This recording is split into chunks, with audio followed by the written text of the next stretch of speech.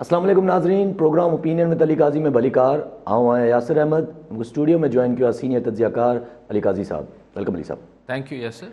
अली साहब, कल्ह असां पाण डिस्कस बि कयोसीं पंहिंजो DGISPR जी जेको बयानु आयो उन मां कुझु ॻाल्हियूं जेके आहिनि उहे रहिजी वियूं, त जेके वरी मां चयो अॼु जेके रहिजाए वेठूं तव्हांखे ॿुधाए छॾियूं। त हुननि जो चवणु त फ़ौज जेका आहे उहा इकाई आहे, रैंक एंड फाइल में को बि तफ़रुक़ पैदा नथो थी सघे। हुननि जो इहो बि चवणु त फ़ौजी क़यादत ऐं भारत जे मामले ते फ़ौजी क़यादत ऐं सिविलियन क़यादत जेका आहे उहा हिकु पेज ते हुई डिसीशन मेकिंग में। ऐं हुननि इहा बि ॻाल्हि कई आहे त क़यादत जे मथां अगरि तव्हां अटैक कयो था त उहो पूरे इदारे जे मथां अटैक कंसिडर कयो वेंदो। ठीकु थियो। पहिरीं त तव्हांखे ईद मिलाद नबी जी तव्हांखे ॾिसंदड़नि खे सभिनी खे मुबारक हुजे। जैसे ज़ाहिर जेको ही कल DGISPR फ़ौजी तर्जुमान अभी छा अभिनंदन ऐं हिन मामले ते ऐं अयाज़ सादिक वारे मामले ते कल पाण बि ॻाल्हायो, हुननि ॻाल्हायो, पर ज़ाहिर हेठां सवाल थिया हूंदा, छाकाणि त हीउ जेको हिकिड़ो ॻाल्हि हली पई त भई जेका पॉलिटिकल पार्टीज़ ख़ासि तौर ते नवाज़ लीग खे जेको हू इहो तासुर ॾियणु चाहे पई त भई असीं कंहिं इदारे जे ख़िलाफ़ु न आहियूं, पर हुनमें चंद ऑफिसर्स आहिनि जंहिंजे ख़िलाफ़ु आहियूं, ऐं पोइ हुननि नाला खणणु शुरू कया।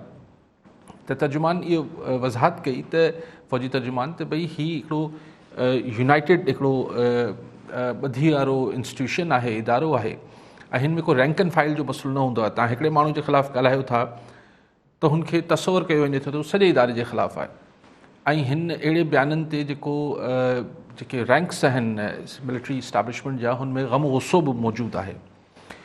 त हीउ हिकिड़ो जवाबी बयानु ॾिनो वियो ऐं मतिलबु इहो बि चयो वियो त तसवुरु इहो ई थींदो त अगरि तव्हां क़यादत जे ख़िलाफ़ु ॻाल्हायो पिया त माना तव्हां सॼे इदारे जे ख़िलाफ़ु ॻाल्हायो पिया।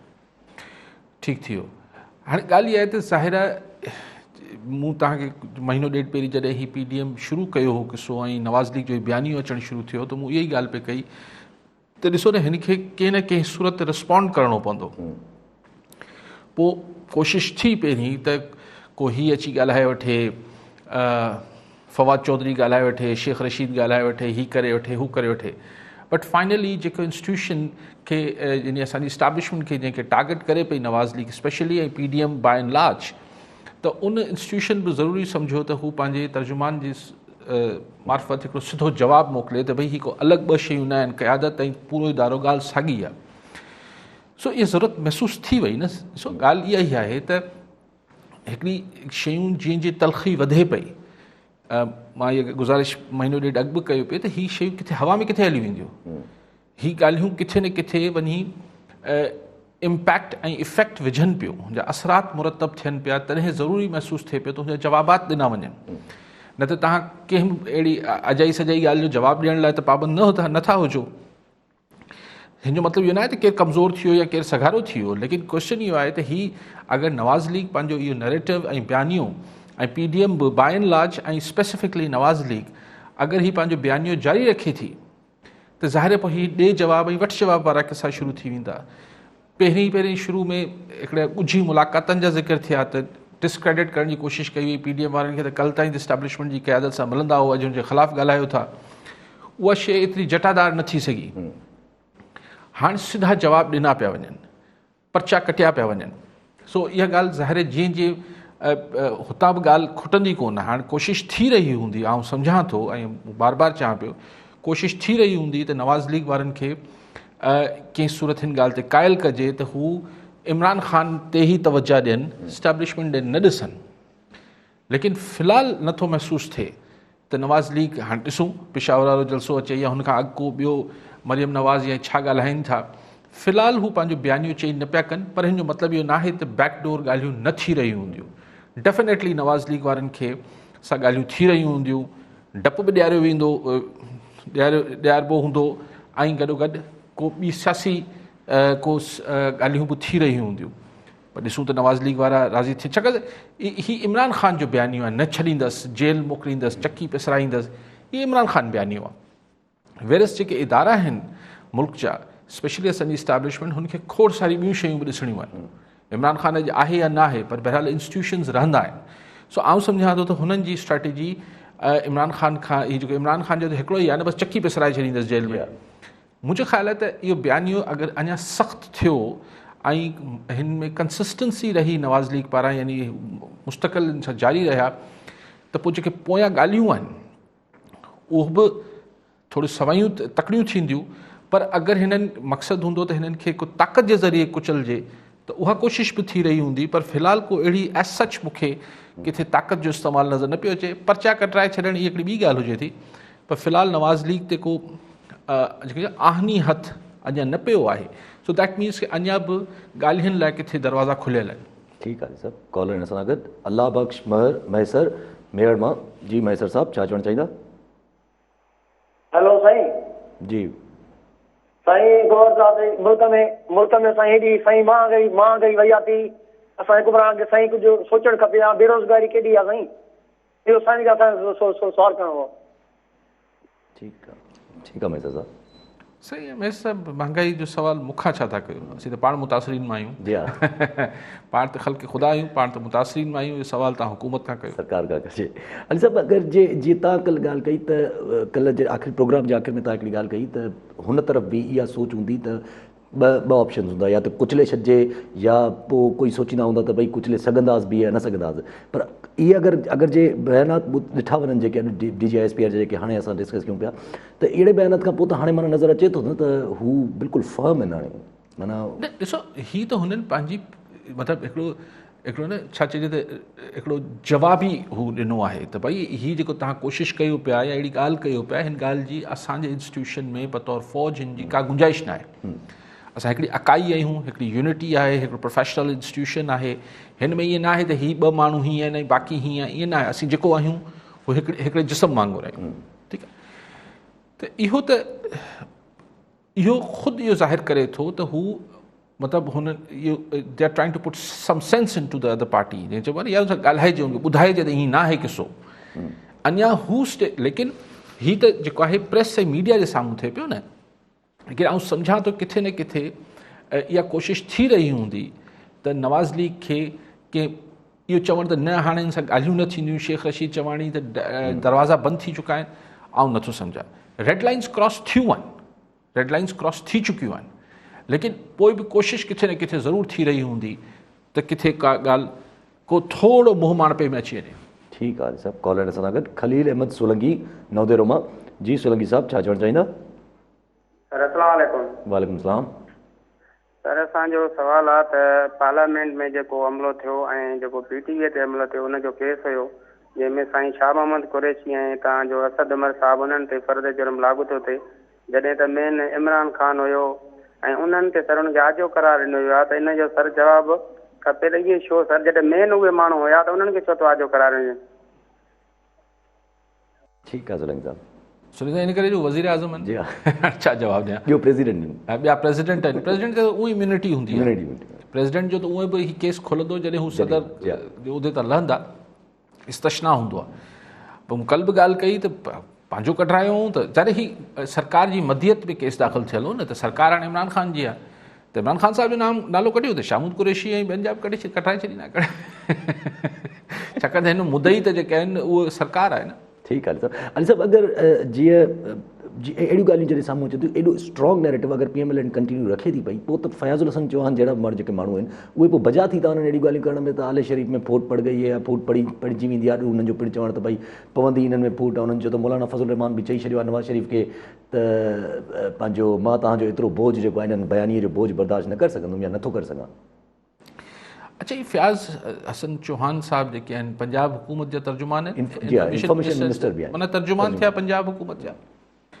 त ही आले शरीफ़ यानी शरीफ़ ख़ानदान जो तर्जुमान कॾहिं खां थिया आहिनि जो हुननि जी ख़बरूं ब्रेक पिया कनि, या ही जमीयत उलमा इस्लाम जा कॾहिं खां तर्जुमान थिया? अगरि जमीयत उलमा इस्लाम जा मौलाना फज़ल रहमान साहब जेके आहिनि इहे बयानीअ जो बोझ न पिया खणी सघनि मुबैना तौर ते, जीअं फ़याज़ चौहान साहब चए पियो, त JUI जो तर्जुमान चई वठे। फ़याज़ चौहान त JUI जो तर्जुमान न आहे न। अब्दुल गफूर अदरी त जलसो थींदो त अहिड़ी ॻाल्हि हूंदी, उन्हनि जो अॼु बयानु आयो। मतिलबु ॻाल्हि इहा आहे त JUI खे जेको चवणो आहे उहो JUI पाण चई वठंदी। फ़याज़ चौहान जेको आहे उस पंजाब हुकूमत जी तर्जुमानी करे न, JUI जी कीअं पियो करे। लेकिन ज़ाहिर आहे प्रेशर त हूंदो, लेकिन मौलाना फज़ल रहमान ख़ुदि तमामु नाराज़ आहिनि। हू बि मतिलबु जेको हुननि जो बयानियो असां उहे बि ऑफिशियल मीडिया ते ढकियल छुपियल लफ़्ज़नि में, पर सोशल मीडिया ते जेको हू ॻाल्हाइनि था मौलाना फज़ल रहमान जा कुझु बयान मूं ॾिठा आहिनि, उहे त तमामु सख़्तु आहिनि।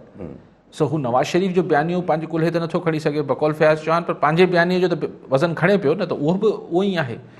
एक्चुअली छा आहे त ज़ाहिर आहे सभिनी सां हिकिड़े वक़्त में कोशिशि थी रही हूंदी त PDM के सूरत टुटी पए। हलो हिकिड़े मिंट लाइ सोचूं था, त PDM मां हिकिड़ी ॿ पार्टियूं छॾे वञनि थियूं। मौलाना फज़ल रहमान मूंखे नथो लॻे, पर मूंखे त नथो लॻे त फ़िलहाल पीपल्स पार्टी बि छॾींदी, पर मिसाल छॾे पियो वञे। ॻाल्हि इहा आहे त कंहिंजो बयानियो तंग पियो करे, उहो बयानियो तंग पियो करे न, को अफ़रादी कुवत त बाजी ॻाल्हि आहे त भई मौलाना जलसे में मौलाना फज़ल रहमान जा माण्हू वधीक हुजनि था, या ANP जा वधीक हुजनि था, या JUI जा वधीक हुजनि था, अलिफ हुजनि था, ॿिए हुजनि था। बयानियो कंहिंजो तंग पियो करे, बयानियो तंग करे पियो नवाज़ लीग जो, छाकाणि त उहो बयानियो जेको आहे हू GT रोड में जड़ूं पकड़े पियो। जंहिं GT रोड ते कॾहिं इहा गुफ़्तगू थी कोन हुई त को इस्टेब्लिशमेंट खे जेको आहे उहो अंडर डिस्कशन आंदो वञे, त अगरि PDM सुभाणे टुटी पए थो, अगरि नवाज़ लीग पंहिंजो बयानियो नथी मटाए त हुन सां हासिल छा थींदो? हिकिड़ी वक़्ती विक्ट्री हूंदी, वक़्ती क़िस्म जी हिकिड़ी फतह हूंदी, हा ॾिसो PDM टुटी पई, मिसाल, मूंखे नथो लॻे फ़िलहाल, लेकिन मिसाल टुटी पए थी, नवाज़ लीग जे बयानी खे किथे खणी वेंदा? मूंखे इहो आहे। ऐं आउं सम्झां थो त नवाज़ शरीफ़ या नवाज़ लीग बि जेको हीअं सफ़ा चोटी ते बीठा आहिनि, मतिलबु सफ़ा मथे सुरनि में कनि पिया, अगरि हुन सां कंहिं सही कनेक्शन्स में ॻाल्हियूं थियूं त हेठि लहंदा। ठीकु आहे सभु कॉल आहिनि असां गॾु। दोदल भेलार राणीपुर मां। जी भेलार साहब, छा चवणु चाहींदा? सर इहो मुंहिंजो अर्ज़ु आहे काज़ी साहब, हूं त इमरान ख़ान साहब चयो त 1 करोड़ नौकरियूं 50 लख घर ॾींदासीं, हिन महिल ॾिसो था सर काई शइ ते अमल पे न थियो आहे। महांगाई एतिरी आसमान सां थी ॻाल्हाए पए सर, टमाटा अॼु ॾिसो था 250 रुपया किलो थिया आहिनि। गरीब आख़िर थींदो छा सर? गरीब ॾींहों ॾींहुं गरीब आहे, अमीर ॾींहों ॾींहुं अमीर आहे, विचूं तबको हाणे पाकिस्तान में ख़तमु था कनि। काज़ी साहब इहो सुवाल आहे त इन ते का रोशनी विझंदा? ठीकु आहे बेला साहब, रोशनी तव्हां पूरी सर्च लाइट पाण विझी छॾी, ऐं छा रोशनी विझां? ज़ाहिर आहे उहो वादा हुआ, उहो वादा ई कया जो वफ़ा हुजे, 1 करोड़ नौकरियूं हुयूं, 50 लख घर हुआ, पर उहो त ठहियो। जेकॾहिं हींअर अगरि माण्हुनि खे चइजे रुगो टमाटा ऐं पटाटा ऐं अटो ऐं खंडु सस्ती थी वञे त फ़िलहाल त माण्हू नौकरीअ न, हुन मां बि हुनमें त ख़ैर हाणे, लेकिन इहो आहे त महांगाई बहरहाल हिकिड़ो सीरियस इशू आहे। ऐं इहा ई ॻाल्हि गवर्नमेंट लाइ, ॾिसो इमरान ख़ान साहब जेको चए थो चोरों को नहीं छोड़ूंगा, फलां कर दूंगा, जेल डाल दूंगा, ॻाल्हि इहा आहे त हीअ भेलार साहब जेके माण्हू आहिनि हीअ चवनि था यार हू त कंहिंखे ॿधंदो या न ॿधंदो, फ़िलहाल त असीं महांगाई में ॿधा पिया आहियूं, असांखे छुड़ायो, असांखे त NRO ॾिए, चलो हुननि खे भले NRO न ॾिए, पर आम माण्हू खे महांगाई मां त NRO ॾियाजे न। हू तव्हां कल्ह ॾिठो त ख़ुदि PTI जा पार्लियामेंटेरियंस जेके आहिनि क़ौमी असेंबली में, उन्हनि ही दवाऊं जेके महांगियूं थियूं आहिनि उन ते गोड़ कयो आहे। ऐं अॼु मूं फार्मा कंपनीज़ जो इश्तिहार अंग्रेज़ी अख़बार में ॾिठो पियो, जेको उन वॾी महिरबानी घुरी मञी आहे इमरान ख़ान साहब जी, तव्हां असांखे महांगायूं दवाऊं महांगियूं करणु ॾिनियूं आहिनि, हिन लाइ शुक्रिया जा इश्तिहार छपजनि पिया। सो ज़ाहिर इहो आम माण्हू त महांगाई में ॿधो पियो आहे, तव्हां ॿिए कंहिंखे ॿधो था या नथा ॿधो, हिन माण्हुनि खे छॾायो। ठीकु आहे सभु कॉल आहिनि असां गॾु। हरीश कुमार हैदराबाद मां। जी हरीश साहब, छा चवणु चाहींदा? सर अस्सलाम वालेकुम, काजी साहब खे सलाम सर। वालेकुम सलाम। असांजो सर अर्ज़ु इहो आहे त ग़रीब आवाम जो या जेका पाकिस्तानी क़ौम आहे उनजो सियासत सां या कंहिं ॿिए हिसाब किताब सां को बि हिन टाइम में को बि तालुक न आहे। सिर्फ़ु असां इहो ई था चऊं जेके असांजी अपोज़िशन जी पार्टियूं आहिनि, जेकॾहिं इमरान ख़ान खां एॾो खफ़ा आहिनि या पंहिंजी क़ौम सां एतिरो हमदर्दी कनि था, त इजलासनि में महांगाई जे ख़िलाफ़ का बि रेगुलेशन नथा आणनि, को बि कानून नथा पास कराइनि, या महांगाई जे ख़िलाफ़ हुते अंदरि नथा ॻाल्हाइनि, सिर्फ़ु पंहिंजी सियासत जे बारे में था ॻाल्हाइनि, त पाकिस्तान जी आवाम खे त को बि माना अप्रोच नथो करे, न हुकूमत जी करे न अपोज़िशन जी करे, इन बारे में का हिसाब का रोशनी हुजे। के मुंहिंजो ख़्यालु आहे सेनेट क़ौमी असेंबली पाण 24 कलाक त हर हिसाब ॾिसूं नथा, ज़रूरु माण्हू ॻाल्हाईंदा हूंदा महांगाई ते। अपोज़िशन खे त बुल ठही मिलियो आहे, अपोज़िशन घटि त न कंदी हूंदी, ख़ुदि गवर्नमेंट बि चए थी असांखे महांगाई जो ओनो आहे, ठीकु कंदासीं शयुनि खे। लेकिन ॾिसो तव्हां चओ था सियासत सां वास्तो कोन्हे, महांगाई छो थी वधे? छाकाणि त मिसाल हरीश साहब, तव्हांजो घर जो बजट आहे, उहो बजट जेको आहे आउट थी वियो आहे, तव्हां मिसाल 100 रुपयो आणियो था ऐं तव्हांजो ख़र्चु जेको आहे 125 रुपयो या 150 रुपयो थियल आहे, त माना मैनेजमेंट ठीकु न आहे न तव्हांजे घर जी। त मैनेजमेंट केरु पियो करे? तव्हां कंदा हूंदा, तव्हांजी घर में केरु ॿियो कंदो हूंदो। मुल्क जी मैनेजमेंट हलाइनि था हुकुमरान हुजनि था सियासतदान।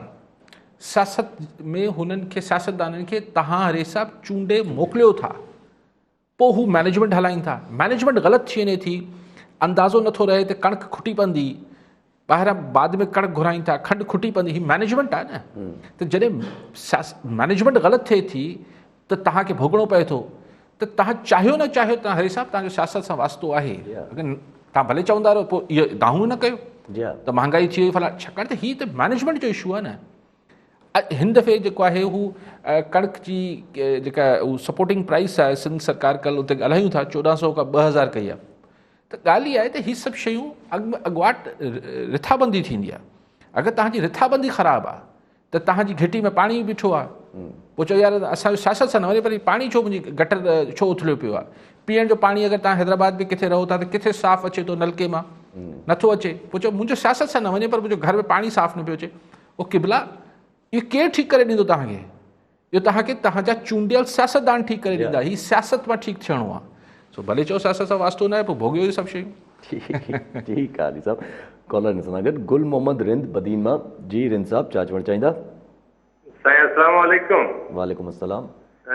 साईं जन खे अॼु 12 रबीउल अव्वल जे हवाले सां मुबारकबाद ॾींदासीं। ऐं साईं जन खां सवाल आहे त महांगाई जो दौर आहे साईं, इन में काफ़ी औरतूं वीचारियूं जेके आहिनि, मुतासिर ख़ानदान काफ़ी घणा ग़रीब जेके आहिनि, पीपी जे दौर में हिननि खे जेके मिलंदा हुआ 6000 के 8000 रुपया महीनो 3 महीननि खां पोइ ॾिनो वेंदो हुओ। काफ़ी 8-9 महीना गुज़री विया आहिनि, काफ़ी वीचारा उमेदूं लॻाए वेठा आहिनि गरीब। साईं जन पुछंदासीं छा ख़्यालु आहे अॻियां ॾियण जे लाइ हुकूमत तयारु आहे, ॾींदी या इन ग़रीबनि खे कोन मिलंदो इहो जेको वज़ीफ़ो मिलंदो हुयो, इन जे हवाले सां? ठीकु आहे रिंद साहब। रिंद साहब मूं जांच कोन वरिती आहे, पर मुंहिंजो ख़्यालु आहे त पैसा त ही बिस्प मां ईंदा, बेनज़ीर इनकम सपोर्ट प्रोग्राम, जेको पोइ हुननि मर्ज करे छॾियो शायदि एहसास प्रोग्राम। फ़िलहाल एहसास त आहे प्रोग्राम, उनमें शल एहसास थिए न। अगरि कुझु असांजी ख़वातीन खे पैसा न मिलिया आहिनि त अलाह करे मिले, पर मुंहिंजो न ख़्यालु त बंदि थी विया। ही पैसा खुटिया हूंदा त फ़िलहाल ग़रीबनि जा पैसा रोकिया हूंदो, पैसा मिलंदा मुंहिंजो ख़्यालु आहे। फ़िलहाल त मिलंदा, ऐलान त न थियो आहे। अली साहब, इहो केतिरो इफेक्टिव आहे? अगरि तव्हां कंहिंखे पैसा ॾेई छॾियो, बसि माना पैसा हुनखे हर महीने मिलनि था, त पोइ त आदी थी थो वञे न पूरी हिकिड़ी। बसि हाणे हीअ त हिकिड़ी डिघी बहस आहे यासिर। हीअ त हाणे कुझु अलाए केतिरे सालनि खां हलनि था त हाणे कंहिं वीचारी ग़रीब ख़ातून खे घर में हिकिड़ा 6000 रुपया अची वञनि था या 10000 जेका बि क़िस्त अचे थी। फ़िलहाल हुनजो हू हिन लॉजिक जंहिं लॉजिक में तव्हां पवणु चाहियो था त सोसाइटी खे जेको आहे हू तव्हां हिकिड़ी चैरिटी जी सॼी ॻाल्हि ते कीअं हलाए सघिजे थो, गुरबत छा ख़ैरात ऐं इमदाद सां त कोन ख़तमु थी वेंदी आहे। उहो तव्हां हिकिड़ी फिलोसॉफिकल ॻाल्हि पिया कयो, हिकिड़े मैक्रो लेवल ते त साईं डेवलपमेंट थियणु खपे, माण्हुनि खे पाण पर असां वटि प्राइवेट सेक्टर आहे किथे? गवर्नमेंट सेक्टर में एम्प्लॉयमेंट क्रिएट करण जी ताक़त कोन्हे, प्राइवेट सेक्टर जहिड़ो कर ख़तमु थींदो वञे पियो। त बहरहाल माण्हुनि खे फ़िलहाल त तव्हां भले केतिरा बि लेक्चर ॾियो, इहा ॻाल्हि ऐं फ़िलहाल माण्हुनि खे मिलनि था, भला उहे जेके मिलनि पिया उहे बंदि छो कया था? बंदि करे छॾिया अथऊं। उहे अगरि रोकियल थियनि, बंदि त कोन थियल हूंदा, रुकियल आहिनि। उमेदु आहे त ही पैसा रिलीज़ थींदा। ठीकु आहे अली साहब। ही पंहिंजो जेका अया सादिक साहब आहिनि, हुन ते वरी गद्दार जी एप्लीकेशन दायर थी आहे FIR कटण लाइ? यार हाणे ॻाल्हि इहा आहे त हीअ गद्दारी जो केस त रियासत खे कटाइणो हूंदो आहे। हीअ पोइ भेरे बि हिननि FIR कटे छॾी, पंजाब पुलिस बि बसि प्रेशर अचे थो त कटे छॾींदा। पोइ मूंखे यादि हुयो अॻूणो गवर्नर मोहम्मद ज़ुबैर ऐं हिकिड़ो ॿियो नवाज़ लीग वारा थाणे ते पहुची विया, बाबा असांजे FIR ॿधो असांखे, जो हिननि ॿधण जो हुकुम कोन्हे, रुॻो FIR कटे छॾी। अजीब ग़रीब आहिनि इहे। ऐं ॾिसो हीउ पार्लियामेंट में ॻाल्हायो आहे, ग़लति ॻाल्हायो आहे। मूं कल्ह बि चयो त अहिड़े सियासत में इंडिया ऐं अहिड़े सेंसिटिव इशूज़ खे न आणणु खपे। उहा हिकिड़ी जुदा ॻाल्हि आहे। पर आइन जे आर्टिकल 66 खे छा कंदो, जंहिंमें क्लियरली लिखियलु आहे त तव्हां जेको असेंबली फ्लोर ते ॻाल्हायो वेंदो हुनखे जेको आहे हू इस्तशना हासिलु आहे। लेकिन उहा अलॻि ॻाल्हि आहे त इहा ॻाल्हाइणु खपे या न खपे, उहो बिल्कुलु पंहिंजी जाइ ते त मुंहिंजो मौक़िफ़ मूं कल्ह तव्हांजे साम्हूं पंहिंजो ओपिनियन रखियो त उहे ॻाल्हियूं न करणु खपनि। लेकिन केस त उहे बि सरकार खे दाख़िल कराइणो आहे। गद्दारी जो केस को प्राइवेट माण्हू जी दरख़्वास्त ते दाख़िल नथो थी सघे। बड़े थोरो प्रेशर आहे। ठीकु आहे सभु कॉलर हिन सां गॾु साजन अली फुल खैरपुर मां। जी फुल साहब छा चवणु चाहींदा? वालेकुम सलाम। ऐं असांजो अली साहब खां सुवालु इहो आहे त सिंध में हिकिड़ी GDA आहे, ॿी पाकिस्तान पीपल्स पार्टी आहे हुकूमती दौर। हेलो जी जी आवाज़ अचे थो तव्हांखे। हा, उन लाइ असां इहो चवंदा को अहिड़ो मतबादिल आहे को सिंध में जेको नई सूरत हाल में असांजी नुमाइंदगी करे सिंधी माण्हुनि जो? छो त पीपल्स पार्टीअ जी सरकार थोरे GDA अॻुवाण नाकाम थी चुका आहिनि। अहिड़ी का क़ौमी सियासत हुजे, क़ौमी ज़ोर पैदा थिए जेके सिंध जे इशूज़ जीअं बेटनि जा मसइला आहिनि या ॿिया उन्हनि लाइ माण्हू निकिरंदा, उन्हनि जो को साथ ॾियनि का अहिड़ी का साईं जी नज़र में साईं बि हिकिड़ो प्रोग्राम न साईं त ठीकु आहे सर। फुल साहब फ़िलहाल त इहे ई आइटम आहिनि मार्केट में। जी हा फ़िलहाल त इहे ई आहिनि। पीपल्स पार्टी आहे, GDA आहे, तहरीक इंसाफ़ बि चए थी। असां तहरीक इंसाफ़ कराची खां ॿाहिरि नथी निकिरे, कॾहिं कॾहिं वेंदा आहिनि हैदराबाद ऐं हाणे अरबाब रहीम साहब खे बि गॾु खणी घुमाइणु शुरू कयो अथनि। सो ठीकु आहे। पहिरीं त सफ़ा कंहिंखे ई बसि ही जो कराची वारा हुआ इन्हनि खे ई गॾु खणी हलंदा। हाणे शायदि वरी ख़्यालु आयो हुजनि त थोरो सो फ़िलहाल फुल साहब इहे ई आइटम आहिनि मार्केट में। इन्हनि मां ई गुज़ारो कयो। ऐं का हुजे हा त मूंखां छो पुछो आहे, तव्हांखे नज़र अची वञे। अल साहिबु हिकिड़ो सुवालु अचे थो ज़हन में ईअं ई त अगरि इस्टेब्लिशमेंट खे जीअं तव्हां चओ था त उन्हनि खे जेको परेशानी जी ॻाल्हि आहे उहो PMLN जो नैरेटिव आहे, GT रोड जी सियासत आहे उहा, त छा उहो उनखे ईअं नथो ॾिसी सघिजे त उनखे रिप्लेस करण लाइ त पीपल्स पार्टी त करे सघिजे थी न? छो पीपल्स पार्टी कंहिं टाइम में पंजाब जी पार्टी त हुई, हिकिड़ो नैरेटिव त हुयो हुननि जो। ॾिसो हाणे इलाही चइबो आहे न, इलाही पाणी पुलनि खां हेठि खां लंघी वियो आहे। पीपल्स पार्टी जंहिं दौर में हुई उहो हुई, पोइ पंजाब में नवाज़ लीग जेको आहे ठीकु आहे, नवाज़ लीग बि किथां जनम वरितो, इस्टेब्लिशमेंट ई हिन खे ताए नवाज़ शरीफ़ खे आंदो ऐं सभु कुझु कयो, इहो त को राज़ कोन्हे। बट ॻाल्हि इहा आहे त पोइ हिकिड़ो टाइम अची वियो जिथे नवाज़ शरीफ़ असर्ट करणु शुरू कयो त भई मूंखे कंहिंजी हरूभरू कंहिंजी सिलेक्टर जी ज़रूरत न आहे, पाण इलेक्टेड थींदुसि, सिलेक्टेड न थींदुसि। नवाज़ शरीफ़ पाण बि सिलेक्टेड रहियो आहे, ज़ियाउल हक़ सिलेक्ट कयो, पोइ बाद में सिलेक्ट थींदा रहिया नवाज़ शरीफ़ साहब। पोइ बाद में हुननि तइ कयो त हुननि खे इलेक्टेड थियणो आहे। पोइ हुननि परफॉर्म कयो पंजाब में, ऐं पंजाब खे हिकिड़ी पंजाबी ॻाल्हाईंदड़ लीडरशिप मिली। उन खां अॻु ज़ुल्फ़िकार अली भुट्टो पंजाब जो लीडर ज़रूरु हो, लेकिन हू को पंजाबी ॻाल्हाईंदड़ त न हो। सो उन्हनि खे हिकिड़ी GT रोड खे हिकिड़ी पंहिंजी लीडरशिप मिली। पोइ ॻाल्हि इहा आहे त असां वटि उहो पोइ ज़ाहिर आहे हुननि खे वरी हिकिड़े दादू जे सियासतदान खे ॻाल्हाइण, लाड़काणे जे सियासतदान खे ॻाल्हाइण, जेको मोहतरमा शहीद बि चवंदी त हीउ फ़र्क़ु आहे लाड़काणे ऐं लाहौर में, त फ़र्क़ु त हो न, ऐं फ़र्क़ु अॼु बि आहे। त उहो नवाज़ शरीफ़ साहिब खे इहो एज हासिलु आहे, नवाज़ शरीफ़ खे इहो एज हासिलु आहे हिकिड़ो कंहिं ॿिए सूबे जे सियासतदान खां, त हू हुन बेल्ट में जेको आहे पंहिंजी पॉपुलर सपोर्ट रखे थो, बेस रखे थो, जंहिं बेल्ट जी पाकिस्तान में सभिनी खां वधीक हिकिड़ी मञता हासिलु आहे उन बेल्ट खे, आहे त सही। ठीकु आहे सभु कॉल हिन सां गॾु परवेज़ पयार नारोमा। जी पयार साहब छा चवणु चाहींदा? सुवाल आहे त पीपल्स पार्टी चेयरमैन बिलाल भुट्टो जॾहिं थिया उन खां पोइ हाणे हिकु दफ़ो ॿीहर पीपल्स पार्टी पंजाब ऐं बलोचिस्तान में उभरंदे नज़र अचे थी? ठीकु आहे। बलूचिस्तान में त सही अहिड़ी का एफर्ट न पई थिए। अगरि पंजाब जी ॻाल्हि कयो पिया त पंजाब में फ़िलहाल त बिलावल साहब त सॼो ज़ोर गिलगित बल्तिस्तान ते लॻाइनि पिया। सही फ्रेंकली नथो सम्झां। फ़िलहाल आउं सम्झां थो त हिकिड़ो भेरो जॾहिं बि वोट जो जेन्युइन वोट जो को मामिलो आयो, जॾहिं बि आयो, 6 महीननि में अचे थो, 2.5 सालनि खां पोइ अचे थो, ऐं वोट जेन्युइन पियो, त नून लीग धोई छॾींदी, पंजाब धोई छॾींदी। डिघी ॻाल्हि थी वेंदी। हिकिड़ी मुंहिंजी कन्वर्सेशन हुई मोहतरमा शहीद सां दुबई में, मूं इंटरव्यू खां पोइ हुन सां मूंखां पुछे पई मोहतरमा, त पोइ डिघी ॻाल्हि थी वेंदी, हुन 15 मिंट लॻी वेंदा सॼो किसो ॿुधाइण में, छॾियूं था हुन ॻाल्हि खे।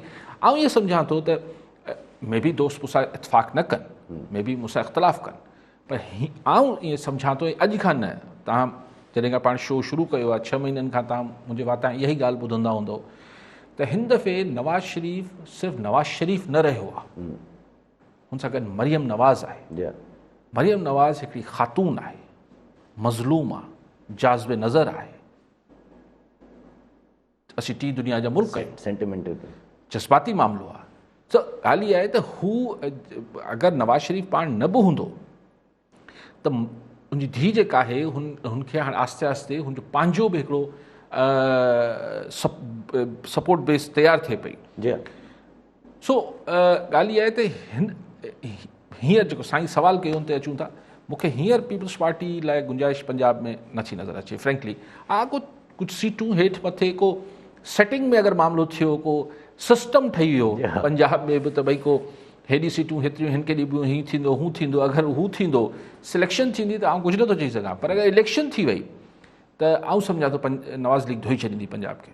ठीकु आहे अली साहब अॻिते वधूं त पंहिंजो असां कल्ह हिकिड़ो वाक़ियो थियो त सरदार खान चांडे जेके MP आहिनि पीपल्स पार्टी जा, उन्हनि जे घर ते रेड थी हुई। सरदार खान ऐं इमरान खान उन्हनि जे जेके ॿाहिरि ॿई ॿाहिरि आहिनि, त उन ते हिकिड़ो ॾाढो रद्दमल आयो आहे। पीपल्स पार्टी त ख़ैर हिनखे सॼे किसे खे जेको आहे उहो गैर क़ानूनी करार ॾेई छॾियो आहे। चऊं IG जे मथां बि इल्ज़ामात लॻनि था पिया, तहफ़ुज़ात बि ज़ाहिर कया आहिनि पीपल्स पार्टी वारनि। IG साहिबु हींअर हुन सॼे किसे मां निकितो हो जेको मोकल ते वञे पियो, पोइ 10 ॾींहंनि लाइ हू पंहिंजी मोकल वापसि वरिती आहे। वापसि वठी पोइ 10 ॾींहं त गुज़री विया, अल्टीमेटम ख़तमु थी वियो।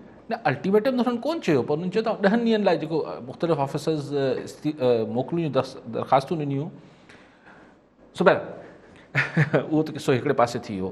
उहो तव्हांखे उन महिल बि चयो त जी हा, इहो मतिलबु ठीकु थी वियो किसो। सईद गनी साहब चयो न त मीटिंग्स में जेके डिस्कशन थींदियूं असां ॿाहिरि न कढंदासीं। न उहो त ठीकु आहे, इन कैमरा कंदा हिन जी जांच, पर जांच सईद गनी साहब कंहिंखां कंदो? यार कमाल था कयो, पगले रुलाएगा क्या? सो कंहिंखां सईद गनी साहब जांच कंदो? उन ॻाल्हि खे छॾियूं था, मिटी पाओ, छॾियो उन ॻाल्हि खे, अॻिते वधूं था। जेका तव्हां ॻाल्हि कई त मूंखे ख़बर न आहे त IG साहिबु एतिरो एक्टिव छो थियो आहे, या पुलिस सिंध पुलिस एतिरी एक्टिव हिन, छाकाणि त हिन उमेर बाब जेका आहे उहा त वीचारी को मुंहिंजे ख़्याल 3 सालनि खां मुख़्तलिफ़ उघाड़ा पेर पंधु गर्मी सर्दी में लॻी पई हूंदी आहे, अदालतनि में हिते हुते। त हुन सां थियो बि ज़ुल्म हो, मतिलबु 2 हुनजे घर जा जेके मर्द पीउ चाचा इहे सभु मारिजी विया। सो हू लॻी पई, ख़ातून लॻी रही। सो उनखां पोइ फाइनली पुलिस को एक्टिविटी कई आहे। हाणे उनमें रिसेंटली सुप्रीम कोर्ट बि तमामु घणी कावड़ ते जो इज़हार कयो त भई छो नथो थिए।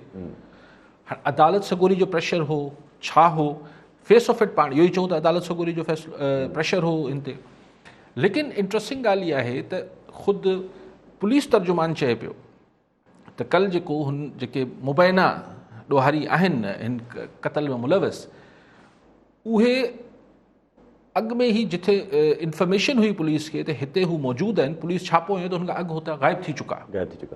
त पुछा इहा कई पई वञे त बाबा पुलिस जे अंदरि ई ख़बर लीक थी आहे न, पोइ हुते को 4 SHO हुआ कंबर ऐं हिन पासे, उन्हनि खे हटायो अथनि, शायदि सस्पेंड कयो अथनि, ऐं ख़ुदि दादू सॉरी कंबर ऐं हिन पासे जे SSP जी का डिपार्टमेंटल इंक्वायरी जी बि ॻाल्हि थिए पई।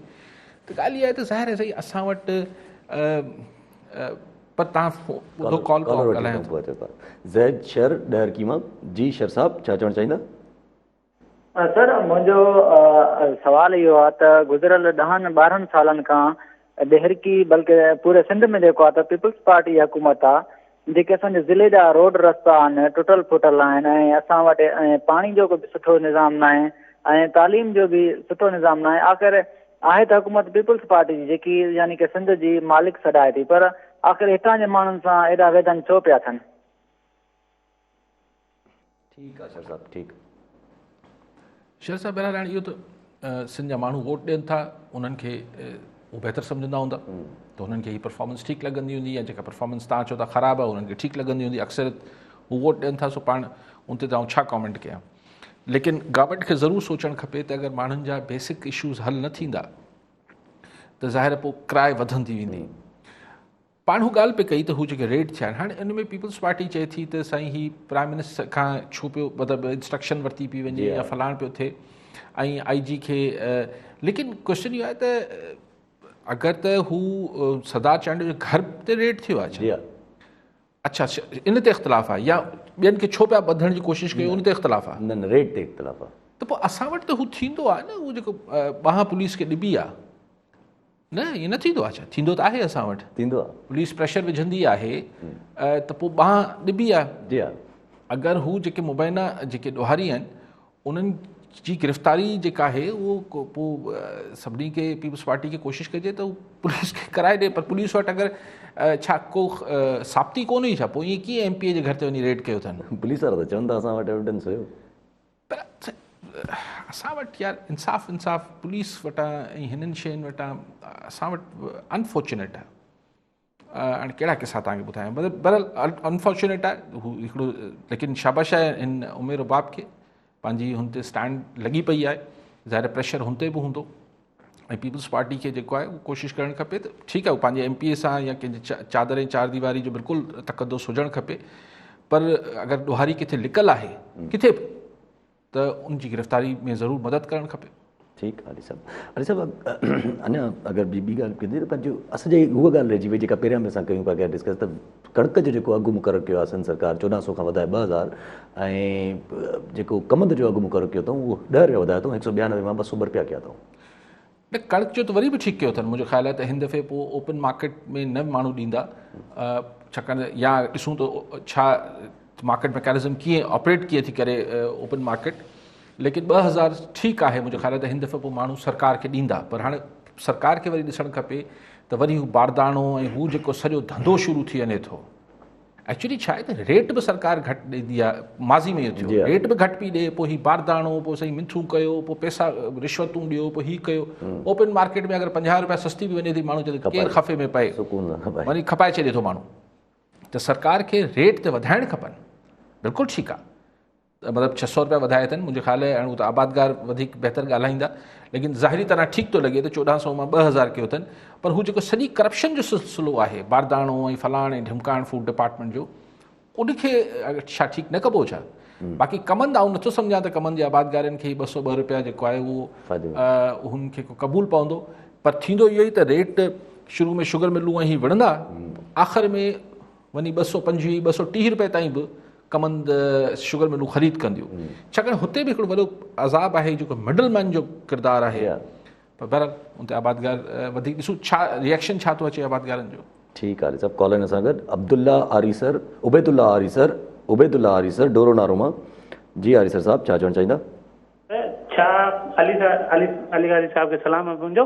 छा PDM वारनि जलसनि में ग़रीब आवाम जेका महांगाई बेरोज़गारी खां तंग आयल आहे उहा नज़र आई या न? ॿियो सवाल इहो त या सिर्फ़ु सियासी कारकुन मौजूदु आहे PDM वारे जलसनि में? सर टियों सवाल आहे PDM जो फ्यूचर छा आहे, साईं खां पुछा करंदा। सर ॾिसो जलसे में त हर क़िस्म जो माण्हू हूंदो आहे, कारकुन बि हूंदो आहे, पोइ कारकुन पंहिंजा मिट माइट बि वठी ईंदा आहिनि, पोइ माण्हुनि ते तफ़रीह लाइ बि ईंदा आहिनि। ज़ाहिर उन मां अक्सरियत ग़रीब माण्हुनि जी हूंदी। सही अरे साहब, पोइ केर बि हुजे, चाहे कारकुन ई हुजे, कारकुन बि हुजे त अगरि उहो कारकुन आहे या ईअं सिंपथाइज़र आहे या कंहिंजे मतिलबु बस में चढ़ी आयो आहे बिरयानी लाइ या छाजे लाइ बि, ठीकु आहे, उहो आहे त ग़रीब माण्हू। सो हिन तव्हां मूंखां पुछियो पिया जलसे में ग़रीब माण्हू महांगाई का ज़ाहिर आहे, ऐं त सम्झां थो सवाइ जेके स्टेज ते वेठल हूंदा आहिनि, हेठि त 99% जेके आहिनि उहो इवन जेको सिपाही वीचारो ड्यूटी करे रहियो हूंदो आहे उहो त ग़रीब माण्हू आहे न। सो हू सभु महांगाई खां मुतासिरीन त आहिनि, पोइ महांगाई जे ख़ात्मे लाइ आया या कहिड़े चकर में आया आहिनि उहो हिकिड़ी जुदा बहस आहे। PDM जो मुस्तक़बिल सही एतिरो ई आहे जेतिरी इमरान ख़ान जी हुकूमत आहे, यानी इन द सेंस के ही चवनि था त असीं आख़िरी दम ताईं विढ़ंदा रहंदासीं ऐं गॾु रहंदासीं।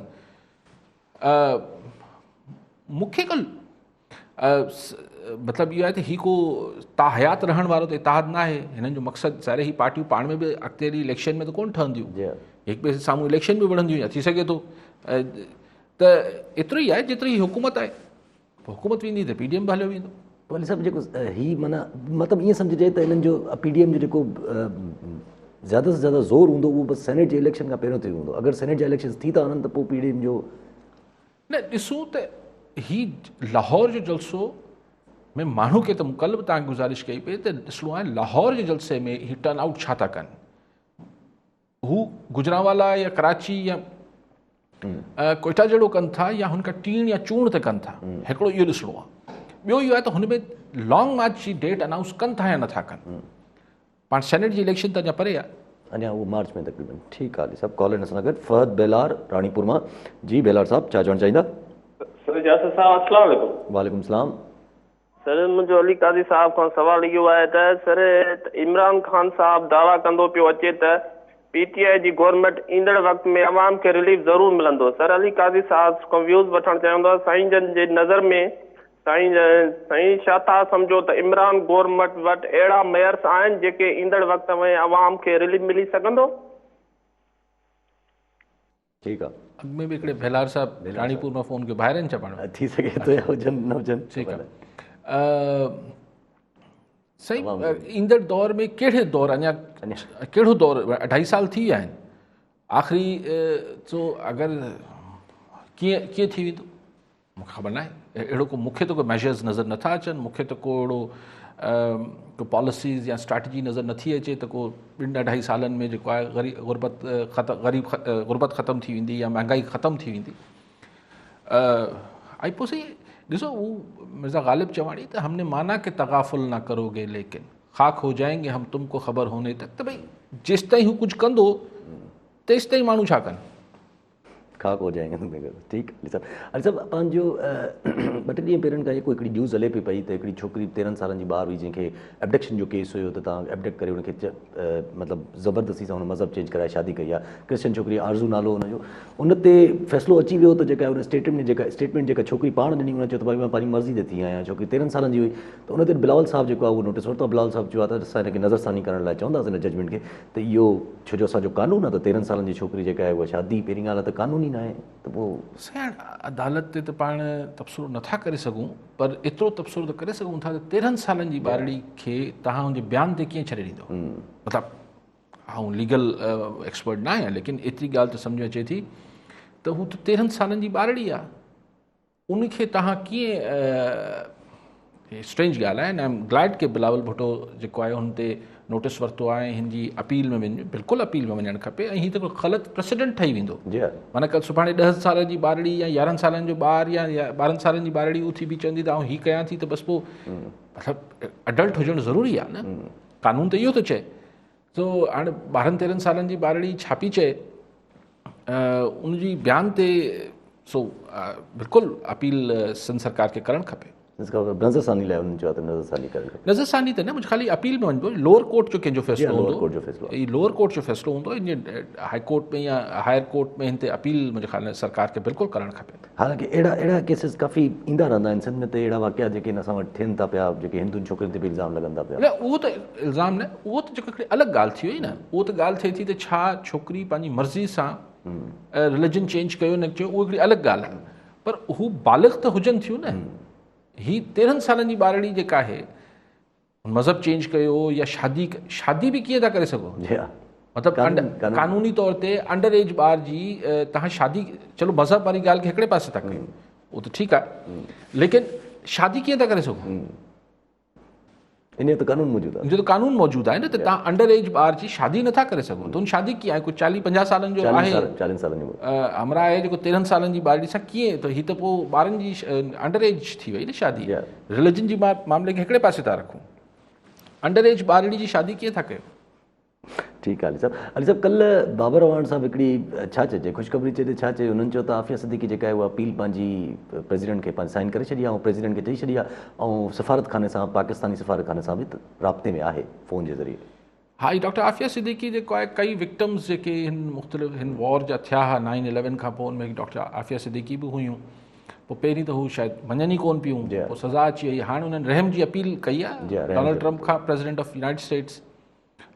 अमूमन अहिड़ी अपीलूं जेके आहिनि, अगरि पोयां डिप्लोमेसी न थियल हूंदी, अगरि मुल्की सतह ते को मामलात किथे का ॻाल्हि ॿोल न थियल हूंदी, त अहिड़ी अपीलूं अमेरिका में मंज़ूर त कोन थींदियूं आहिनि, छाकाणि त हू बिल्कुलु ज़ीरो टॉलरेंस आहे हुननि जी दहशतगर्दी ते, हिकु टेररिज़म जो पैसा, हा टेररिज़म ऐं फलाण ढिमकाण।